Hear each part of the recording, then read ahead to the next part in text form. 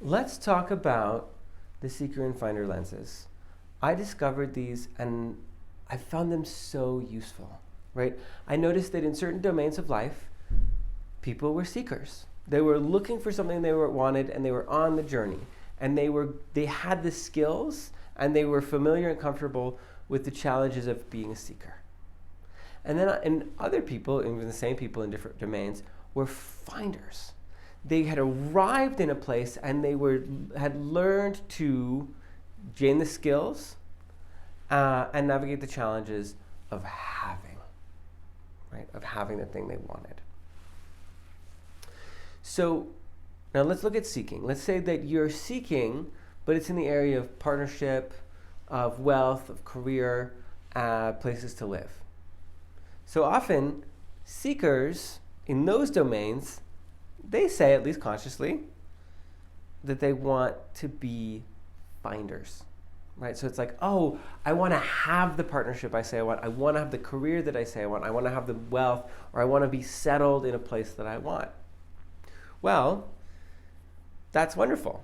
But what are they comfortable with? They're comfortable with the challenges and the skills of seeking. So often you'll see this where people will start to have the thing and they're like, oh, I don't know what to do with it. And then say, oh, this isn't quite right. I'm going to go off to the next thing. It's so common. So seekers are comfortable seeking. And then finders, right? Finders, you would think, oh, finders, that's where it's at. Well, not always. In the area of finders, this can create stagnation, right? So think about this in the area of intelligent domains of knowledge, right? You're developing a skill, like I'm developing the skill of coaching. I don't ever want to arrive and be like, I know, this is it, right? I'm just going to stay right here with all that I know. It's like, no, I want to continue to evolve, to grow, to learn, to go beyond where I already am.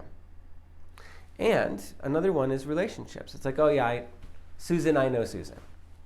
Right? And it can start to stagnate. It's like, oh yeah, I found out who she is, who they are. And so there are areas where when we want to have continual improvement, refinement and development, having a seeker lens, it's like, I'm never done. Such a useful lens. So finders are comfortable having. Seekers are comfortable looking for. So I'll just give a brief story here. I spent 10 years looking for community. I was looking for my community, and I traveled and I joined eco-villages and dance communities and coaching communities, all these different things. And I was a classic seeker. I was like, oh, not quite right. But the journey was beautiful. I was so comfortable with the challenges that came with seeking. I knew how to have that. But then I built my own community, and I had arrived. And what was I doing? I was still seeking. Where is it? Where is it? Like, where's my community? Where are my people? And it took me a while to realize, you can think about it like this. I was like, I'm going to Chicago. I got to get there. Chicago is the dream. And I'm driving, but I never look at a single street sign. So it's like, oh, I've been in Chicago for the past 20 miles. I just haven't been paying attention. So with seekers, it's like they don't even notice when they've arrived. And so for me, I had to completely change my mind to be like, okay, what is it like to be a person who has community, right? And suddenly it's like, oh, this is a different skill set. Having community is really different than popping around and searching and navigating and feeling. And it comes with its own challenges. My God, when it gets hard, I can't just run away to the next community because it doesn't feel right. Right? So that for me was a really powerful journey to practice moving from being a seeker to a finder in the area of community. And since then, I've just felt landed. Wherever I've lived, I've been able to create community and land. And it's been really beautiful for me. So I made that transition from one to the other. I've also made the transition the other direction. That's a story for another day. So seekers and finders, these lenses, super useful. How do you use it with your client?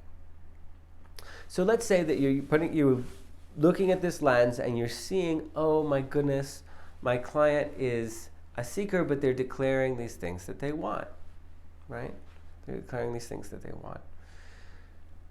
So then you can introduce this really simple framework. Okay, there's seekers and finders. And then you get really, really curious. It's like, what challenges would you have to get comfortable with if you were to have the relationship that you say you want?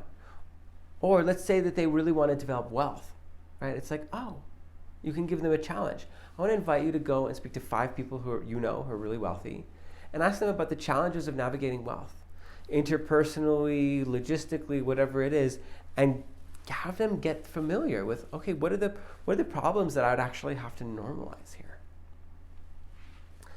And really just taking a look at, like, okay, there's problems in life. And do I want this set of problems or do I want this set of problems? Let's see, what else do I want to say? Ultimately, there's one more question here, which is you can also ask, let's say they're a seeker, they want to be a finder. You can say, what do you love about seeking? What do you get out of it? Right? That's one of those existential questions. It's like, tell me everything you love about being broke and woke, or whatever it is. Tell me what you love about eternally seeking a partner. Because there are payoffs, there always are. And sometimes, let's say they're looking for a relationship, but they're in a relationship, right?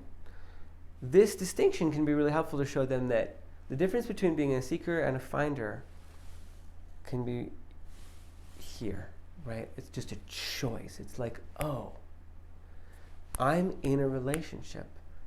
What would it be like to be a finder and develop the skills and get familiar with the challenges of being in a relationship and being fully here?